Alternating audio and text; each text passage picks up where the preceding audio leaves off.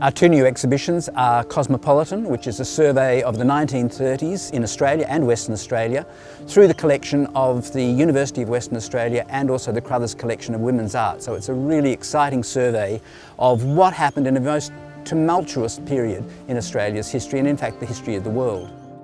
I think people should come to the exhibition because the 1930s is an oft overlooked period in Australian art history. It's really the beginnings of modern art in Australia, the late 1920s and the 1930s, and this exhibition really looks at how modern art developed. The other exhibition is called Here and Now 19. It's this year's version of our Here and Now exhibition, which is about contemporary practice in Western Australia, seen through the eyes and the curatorial skills of a young emerging curator who works with colleagues to present something about what's happening in Western Australia right here, right now.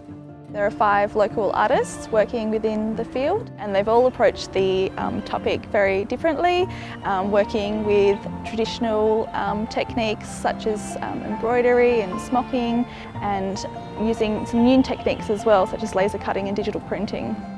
The reason I chose textiles as a theme is that it's not really shown a lot in Perth, so I wanted to give more prominence to the medium.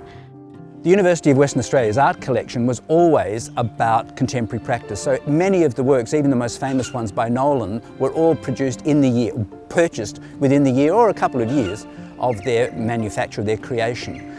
All of our exhibitions are designed for a general audience, and this one in particular I think is very interesting because it does bring together contemporary practice which was happening right now, right here in Perth, and contemporary practice that was happening in the 1930s. So it's looking at how artists interpret their times, and there's a very interesting set of comparisons between 1930 and 2019.